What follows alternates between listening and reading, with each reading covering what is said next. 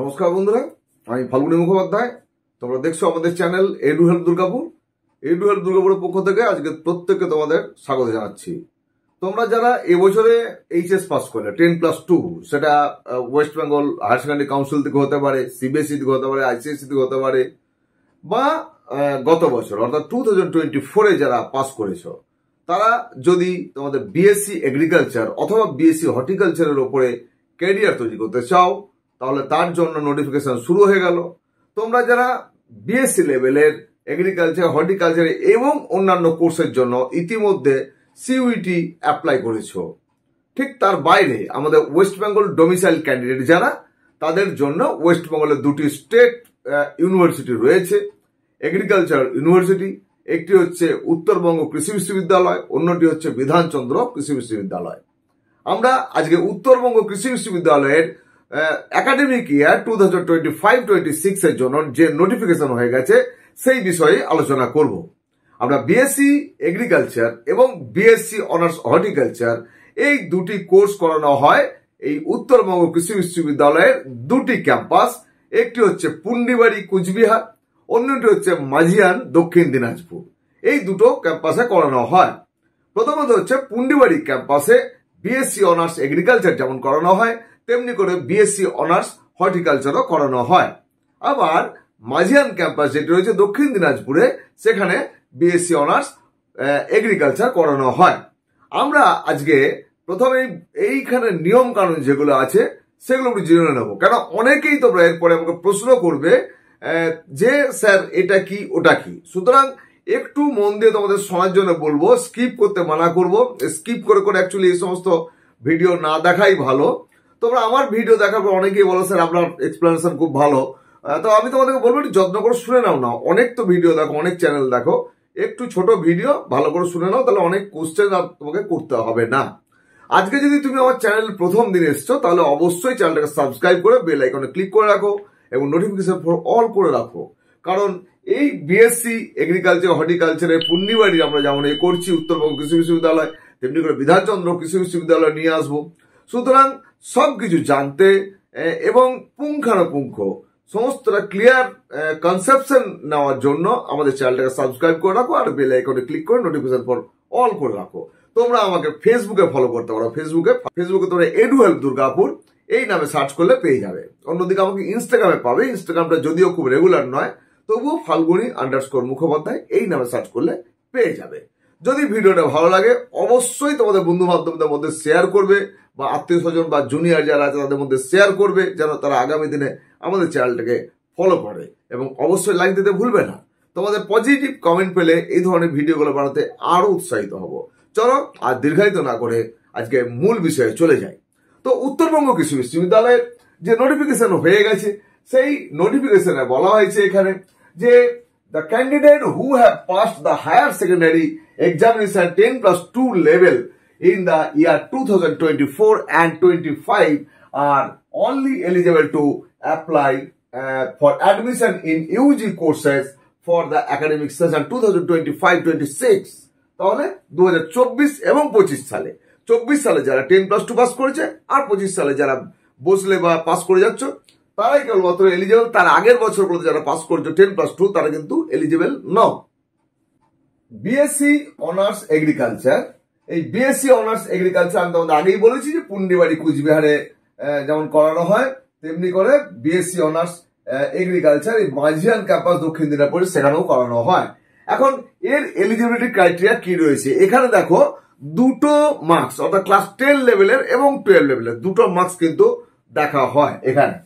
তো প্রথমে বলে যে মাধ্যমিক বা সেকেন্ডারি লেভেলের যে মার্কস থাকবে সেটা বলা হয়েছে এখানে যে অল অ্যাপ্লিকেশন এক্সেপ্ট, এখানে বলেছে এসসি এসটি এবং পিডব্লিউডি ক্যান্ডিডেট ছাড়া বাকি সবাই যারা থাকবে তাদের জন্য বলা হয়েছে examination with at least 60% marks in aggregate.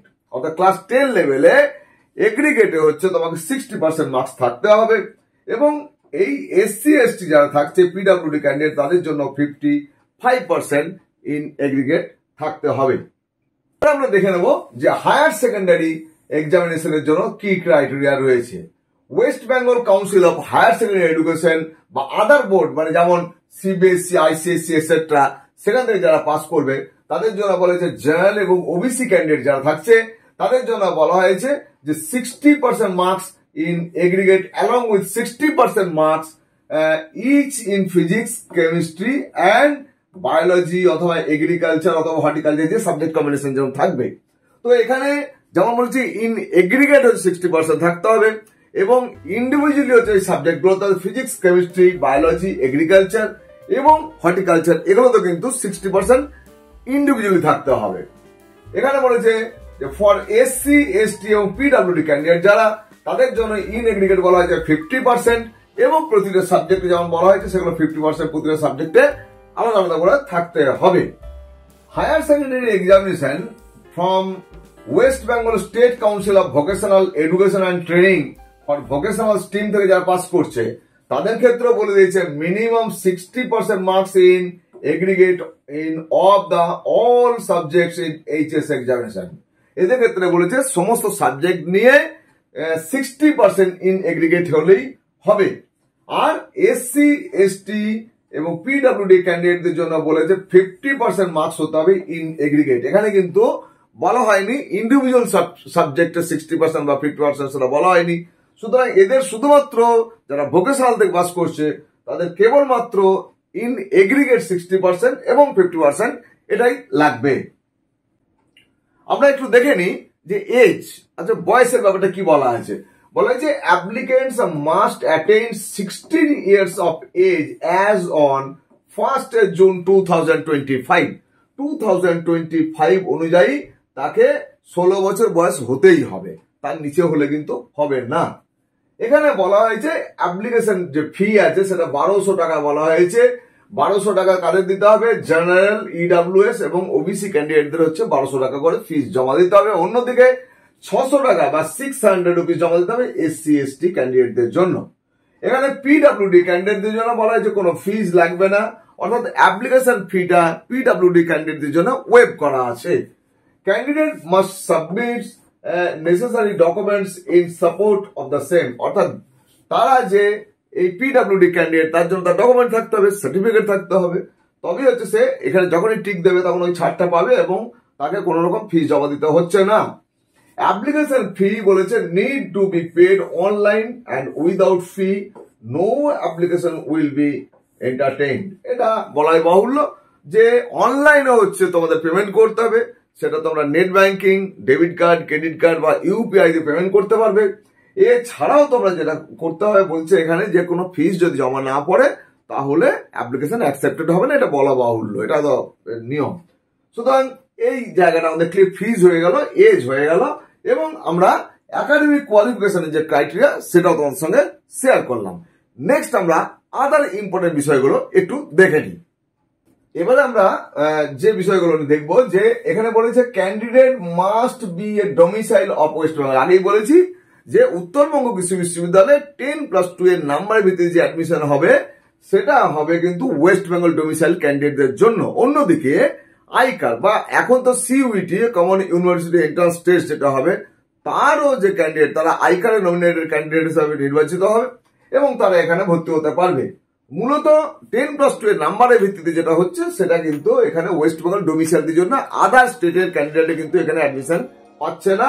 এই ভিত্তিতে তারা আইকার দিয়ে অর্থাৎ যারা সিইউটি দিয়ে আসবে তাদের র্যাঙ্কের ভিত্তিতে তারা চান্স পেতে পারে যদি চয়েস ফিলিং করে।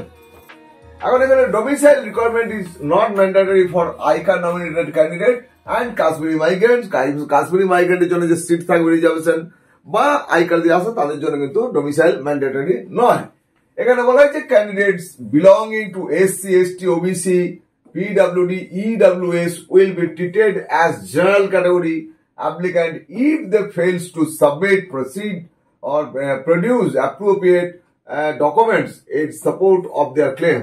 তারা যে ওই ক্যাটাগরি ভুক্ত তার জন্য যথাযোগ্য যদি সার্টিফিকেট তারা প্রমাণপত্র যদি দাখিল করতে না পারে তাহলে তাদেরকে জেনারেল ক্যান্ডিডেট হিসাবে কিন্তু বিবেচিত হবে, এটা এখানে বলা আছে।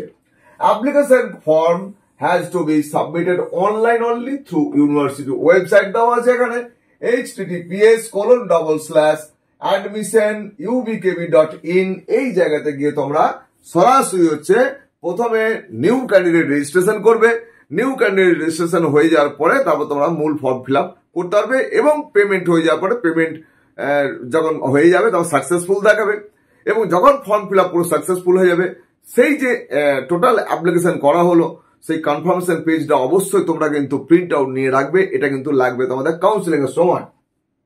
এখানে বলা হয়েছে যে সিট ম্যাট্রিক্সটা আমাদের কত সিট রয়েছে সেটা আমরা একবার ভালো করে দেখে নিই।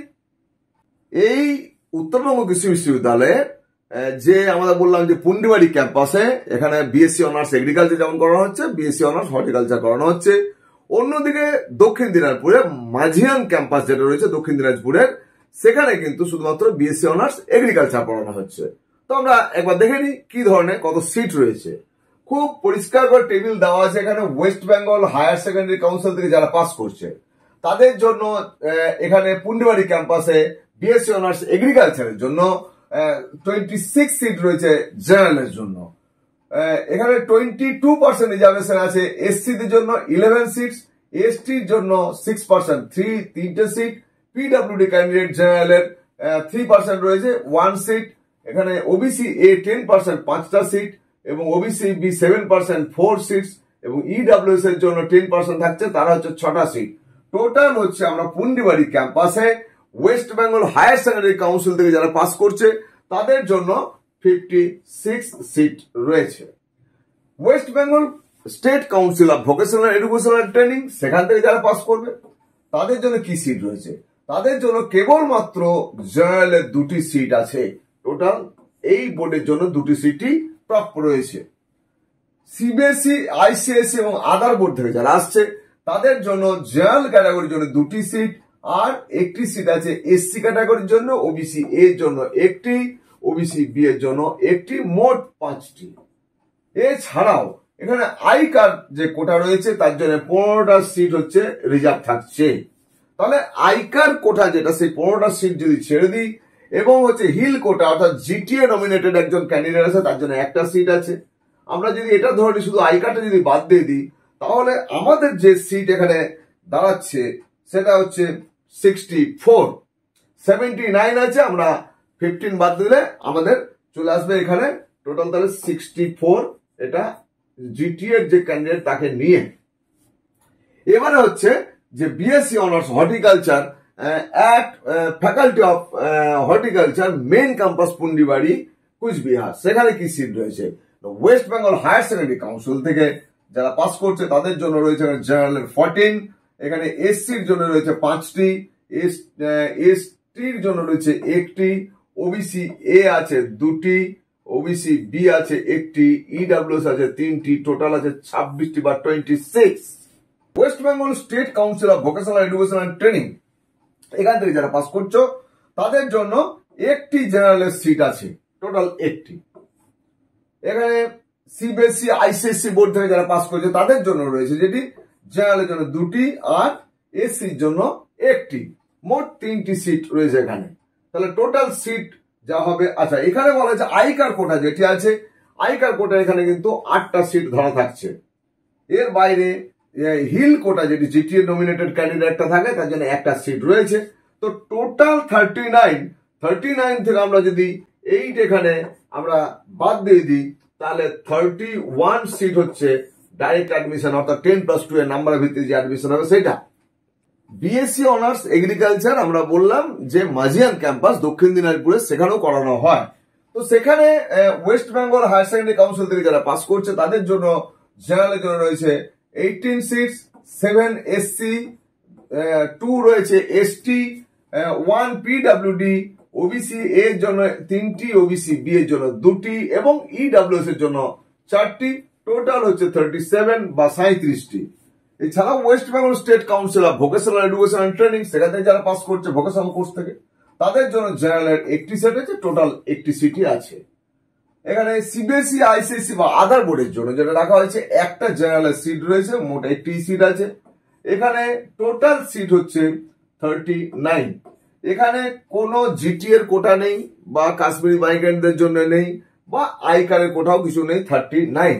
তাহলে আমাদের টোটাল যে সিট আমরা পেয়ে গেলাম সেটা হচ্ছে প্রথমেই করেছিলাম 64, দেন আমাদের চলে এলো 31, এবং এখানে আসছে 39।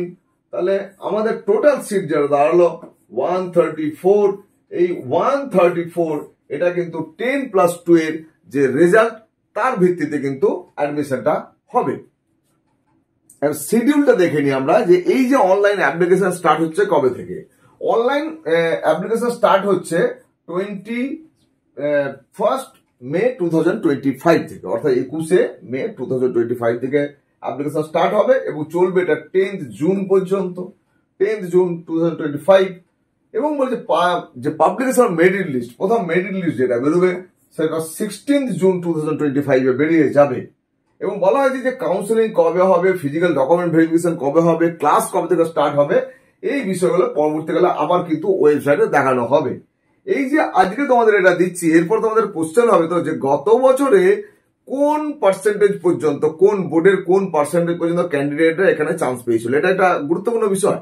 সুতরাং আমি তোমাদের জন্য লাস্ট ইয়ার যে কাট অফ সেটা কিন্তু আমি তোমাদের দেবো, যেটা অন্য কোনো চ্যানেল তোমরা পাবে না, কারো কাছে নেই। এটা আমি তোমাদের দেবো যে কত নাম্বারে কোন বোর্ড থেকে ক্যান্ডিডেটটা পেয়েছিল, সেটা তোমাদের জন্য পরবর্তী ভিডিও আমি একটা নিয়ে আসবো, সেখানে অবশ্যই তোমরা দেখবে। আপাতত তোমরা ফর্ম ফিল আপ করবে। ফর্ম ফিল আপ করার জন্য আরো গুরুত্বপূর্ণ বিষয় যেগুলো, সে ডকুমেন্টস কি কি লাগবে, কিভাবে আপলোড করবে, সেই বিষয়টা আমি একটু বলে দিই।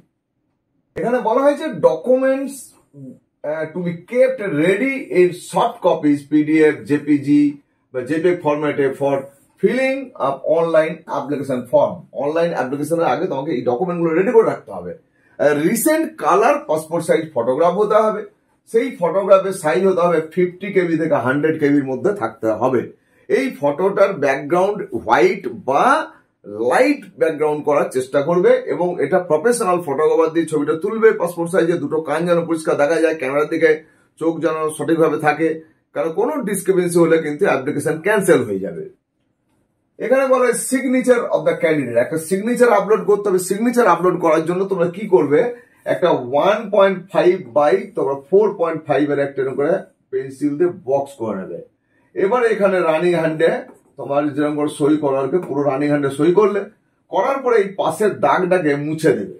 পাশের দাগটা মুছে দেওয়ার পরে তোমরা এটাকে ফটো তুলে ক্রপ করে তোমরা আপলোড করবে এবং সেটা 20 কেবি থেকে 50 কেবি হতে হবে। এখানে বলে যে self attested copy of proof of date of birth, সেটা বার্থ সার্টিফিকেট হতে পারে, অথবা বলা হয়েছে যে তোমার এখানে অ্যাডমিট কার্ড, ক্লাস 10 লেভেলের অ্যাডমিট কার্ড হলে সেটাকে 200 কেবি থেকে 300 কেবির মধ্যে আপলোড করতে হবে। যেহেতু আমরা দেখতে পাচ্ছি 200 কেবি 300 কেবি এবং বড় ডকুমেন্ট, সেই জন্য এটাকে পিডিএফ এ করবে। আর এই দুটো কিন্তু জেপিজি বা এই যে জেপিইজি ফরম্যাটে করবে। এবারে বলছে self attested copy of both সাইডের মার্কশিট যেটা, সেটা যে ক্লাস 10 এর যে মার্কশিট, সেই মার্কশিট সেটাও 200 কেবি থেকে 300 কেবির মধ্যে আপলোড করতে হবে। এটাকেও পিডিএফ করবে বোথ সাইড, একটাই অল ইন ওয়ান। যখন এটা করবে তখন পিডিএফ ওই যারা স্ক্যান করে দেবে ওরা জানে যে একটা ডকুমেন্টে কিন্তু বোথ সাইড আসবে। নেক্সট হচ্ছে self attested of both side marksheet higher secondary যেটা থাকবে, সেটাও 200 থেকে 300 কেবির মধ্যে আপলোড করতে হবে। এছাড়াও হচ্ছে self attested copy of SC, ST, PWD, OBC, NCL, EWS এসব সার্টিফিকেট থাকলে সেগুলোকেও তোমাদের 200 থেকে 300 কেবির মধ্যে আপলোড করতে হবে। এখানে উল্লেখযোগ্য বলা হয়েছে যে OBC non creamy layer certificate must be issued within last 1 year, issued on or after 1 April 2024। 1 April 2024 এর পরে যেটা নন ক্রিমিলিয়ার সার্টিফিকেট ইস্যু হয়েছিল সেটা চলবে। From competent authority EWS certificate must be issued, EWS certificate যেটা হবে ইস্যুড অন অর আফটার 1/4/2025, অর্থাৎ 1 April 2025 এর পরে কিন্তু এই ইডব্লিউএস সার্টিফিকেট হতে হবে। আর ওবিসি এনসিএল যেটা, সেটা 1 এপ্রিল 2024 এর পরের যে কোনো ডেটে হলেই হবে। এখানে সেলফ অ্যাটাস্টেড বলা হয়েছে কপি অফ ডোমিসাইল সার্টিফিকেট, সেটা লাগবে, সেটাকেও আপলোড করতে হবে এবং সেটা সাইজ হবে 200 কেবি থেকে 300 কেবি, সেটাকেও পিডিএফ এ তোমরা কিন্তু করবে। আর এখানে ওয়েবসাইটে তোমরা এই ফরম্যাট পেয়ে যাবে ডোমিসাইল সার্টিফিকেটের। তাহলে এই যে অ্যাডমিশন প্রসেস, যেটা প্রথমে আমরা কি করছি, অনলাইন ফর্ম ফিল আপ করবো, তারপরে মেরিট লিস্ট পাবলিশ হবে, তারপর ফিজিক্যাল কাউন্সিলিং ও ডকুমেন্ট ভেরিফিকেশন হবে, তারপরে বলছে offer seats according to choice, choice দিতে হবে, চয়েস 1, 2, 3 করে। আমি হয়তো দিলাম প্রথমে পুন্ডিবাড়িতে দিলাম এগ্রিকালচার, তারপরে মাঝিয়ানে এগ্রিকালচার দিলাম, তার হয়তো পুন্ডিবাড়িতে আমি হর্টিকালচার দিলাম, এইভাবে চয়েস ফিল করতে হবে। তো তো সেই চয়েস ফিল অনুযায়ী তোমার সিট তোমাকে অ্যালোকেশন হবে এবং ফাইনাল অ্যাডমিশন হয়ে যাওয়ার পর পেমেন্ট করতে হবে। পেমেন্ট করার পরে তোমাদের কবে থেকে ক্লাস স্টার্ট হবে সেটা জানিয়ে দেওয়া হবে। এই সংক্রান্ত বিষয়ে তোমাদের কোনো কিছু জানার থাকলে অবশ্যই তোমরা আমাকে হোয়াটসঅ্যাপে বা আমাকে কলও করতে হবে। আমার হোয়াটসঅ্যাপ নাম্বার এবং কল নাম্বারটা নোট করে রাখো, যেটা অন্য কোনো চ্যানেলে পাবে না। আমার হোয়াটসঅ্যাপ নাম্বার এবং কল নাম্বার হচ্ছে 9474187519। আশা করছি আজকের এই ভিডিওটা তোমাদের ভালো লাগবে। যদি ভালো লেগে থাকে অবশ্যই তোমার পজিটিভ কমেন্ট দেবে, সঙ্গে থাকবে, দেখতে থাকবে। প্রত্যেকে অনেক অনেক শুভেচ্ছা ভালোবাসা জানিয়ে আজকের ভিডিও এপিসোড শেষ করবো। তোমরা প্রত্যেকে ভালো থাকো, অপেক্ষা করো নেক্সট ভিডিওর জন্য। ধন্যবাদ।